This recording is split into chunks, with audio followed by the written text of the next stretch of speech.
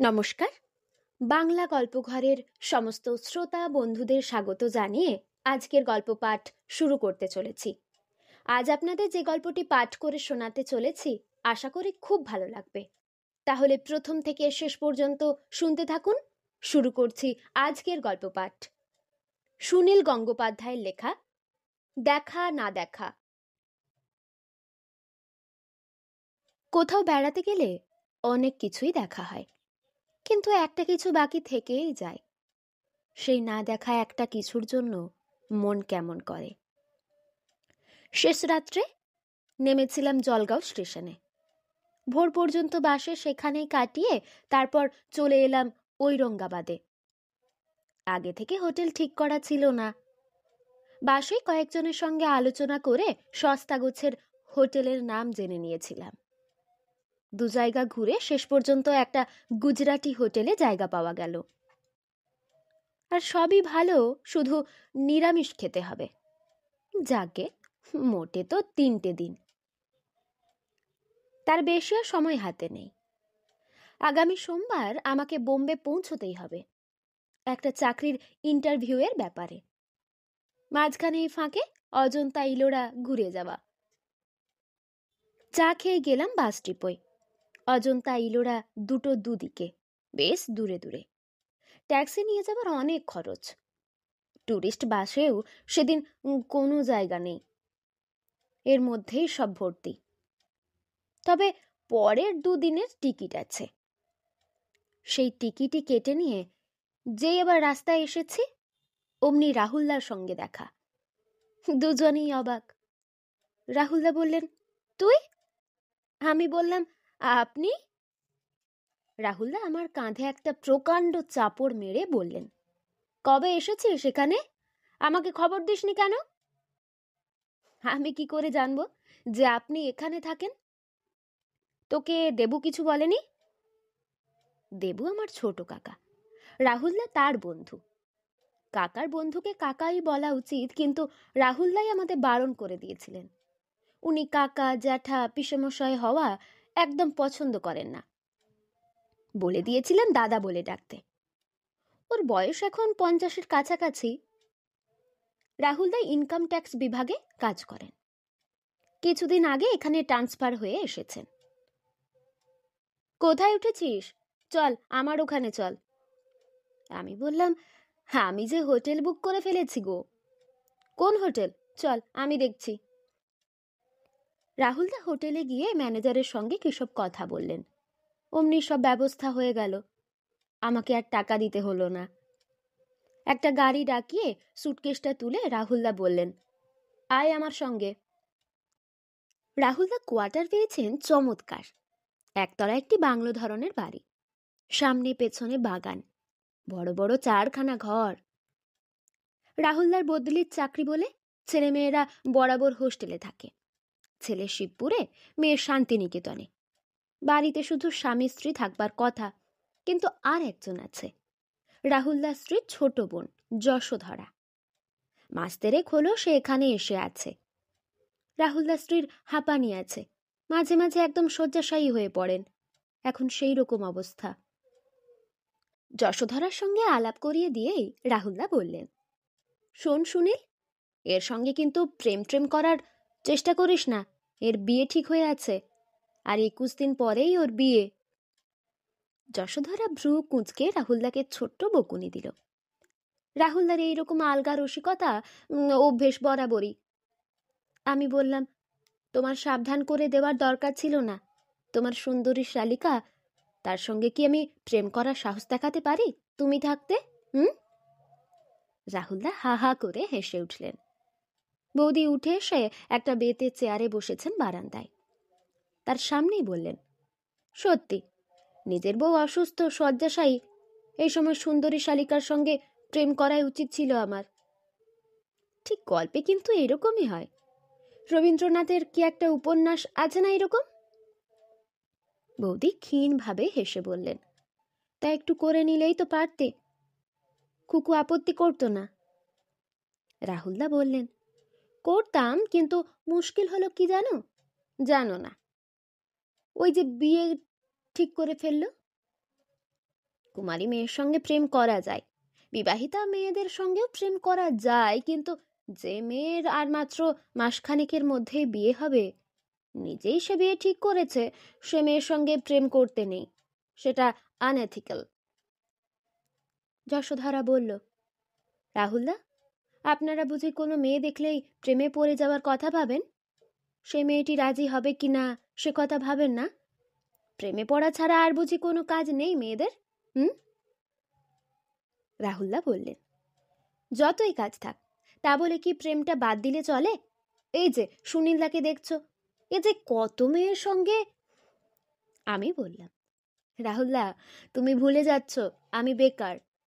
বেকারকে কোনো মেয়েই পাত্তা দেয় না। বেশ কিছুক্ষণ আড্ডা জমানো গেল। আমি মাত্র 3 দিন থাকবো জেনে ওরা সবাই বেশ আফসোস করতে লাগলেন। রাহুলদা বললেন, তুই যদি আর কয়েকদিন আগে আসতিস, আমার অফিসের গাড়িতে আমি যশোধরাকে অজন্তার ইলোরা সব ঘুরিয়ে দেখালাম, তখন এলে একসঙ্গে হয়ে যেত। আমি বললাম, তাতে কোনো ক্ষতি নেই, আমি ট্যুরিস্ট বাসের টিকিট কেটে এনেছি।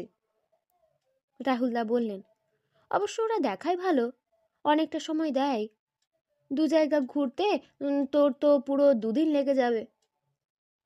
যশোধরা জিজ্ঞাসা করল, আপনি ঔরঙ্গাবাদ কেপস দেখতে যাবেন না? আমি অবাক হয়ে বললাম, এখানেও কেপস আছে নাকি? জানতাম না তো। রাহুলদা বললেন, এখান থেকে খুব কাছেই, 5-7 মাইল দূরে পাহাড়ের ওপর কেপস আছে, অজন্তার মতনই, তার দেওয়ালে ছবি আঁকা। অনেকেই এই খবর রাখে না।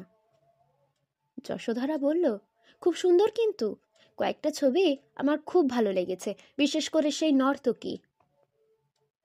রাহুলদা বললেন, ঔরঙ্গাবাদের কেপস আমরা আজ বিকেলেই সুনীলকে দেখিয়ে আনতে পারি, 1-2 ঘন্টা লাগবে।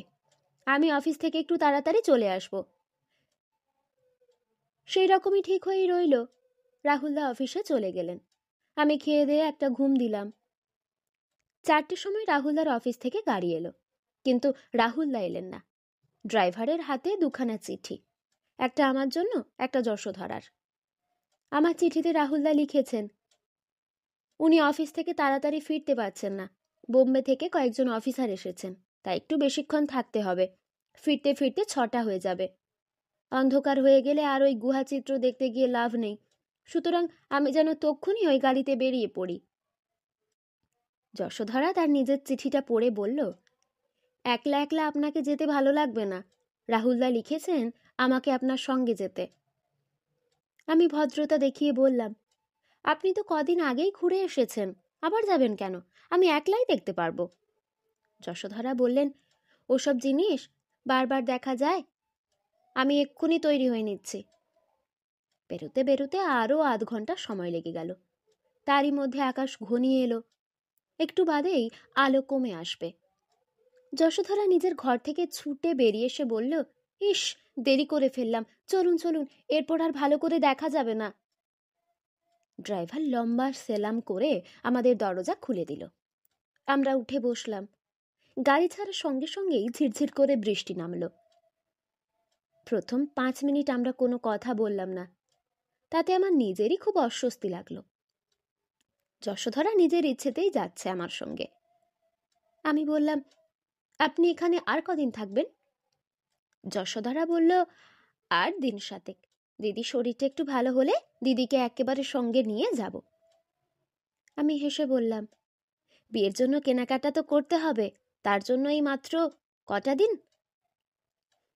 আজকালকার মেয়েরা বিয়ের কথায় লজ্জা পায় না। যশোধরা অম্লান মুখে বলল, সেসব হয়ে গেছে। আপনার বিয়ে হবে কোথায়? কলকাতায়? আমাকে চমকে দিয়ে যশোধরা বলল, না, বিলেতে। বিলেতে?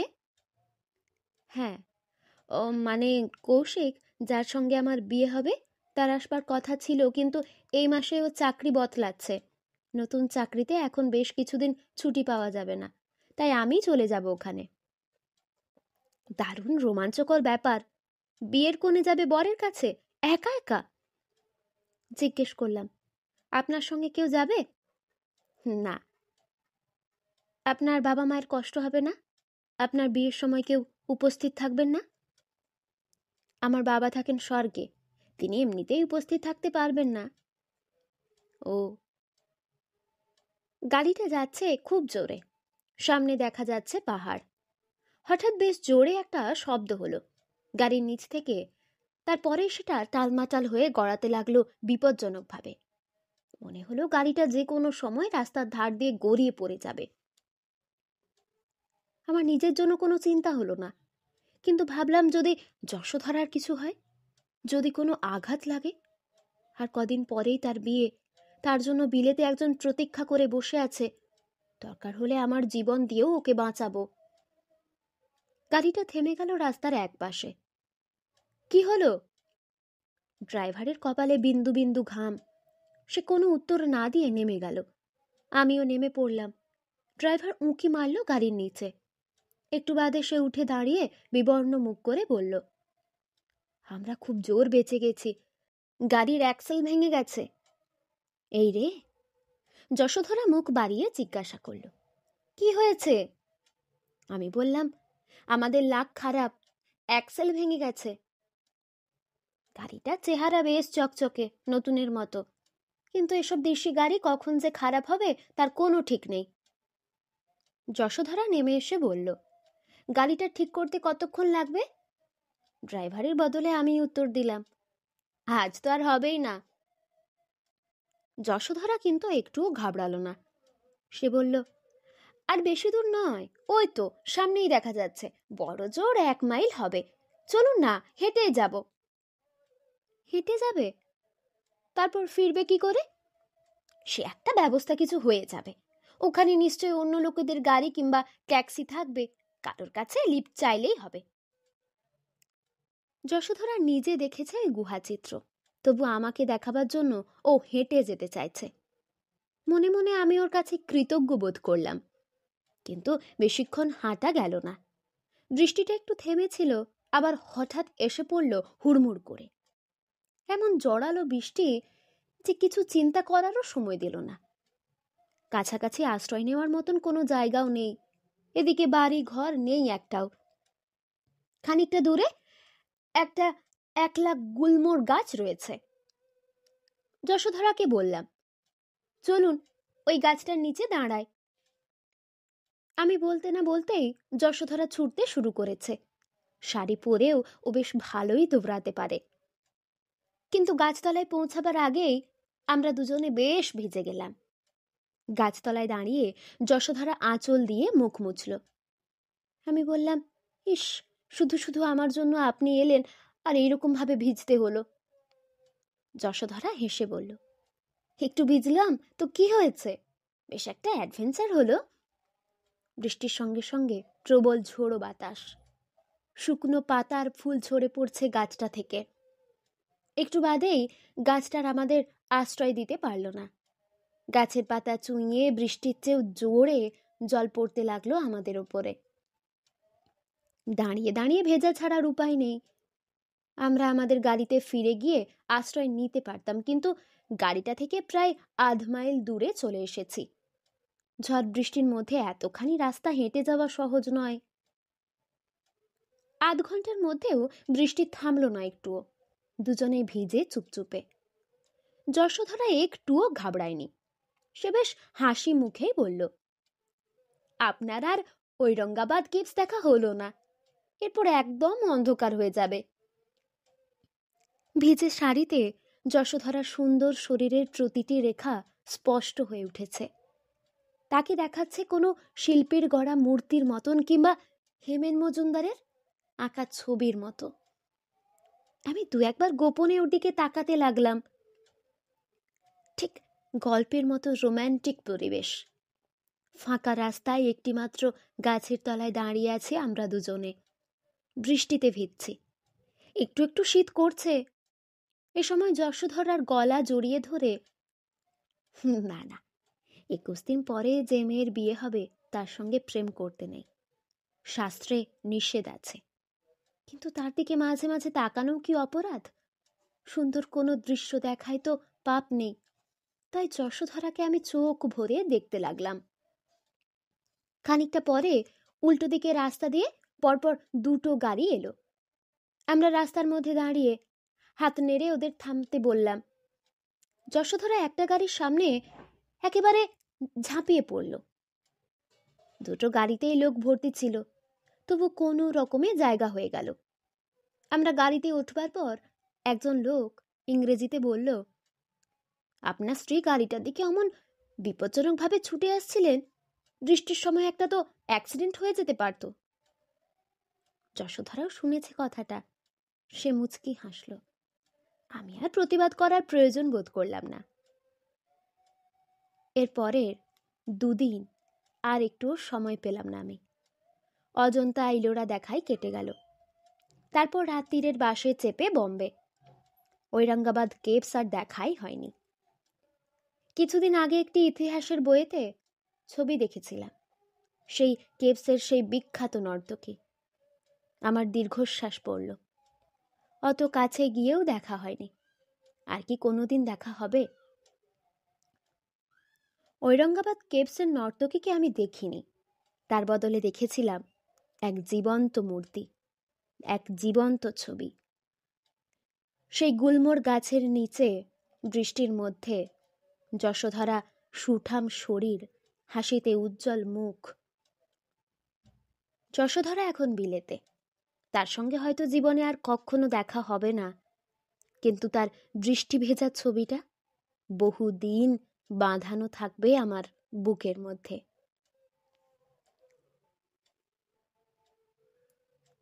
এতক্ষণ শুনছিলেন সুনীল গঙ্গোপাধ্যায়ের লেখা দেখা না দেখা গল্পটি।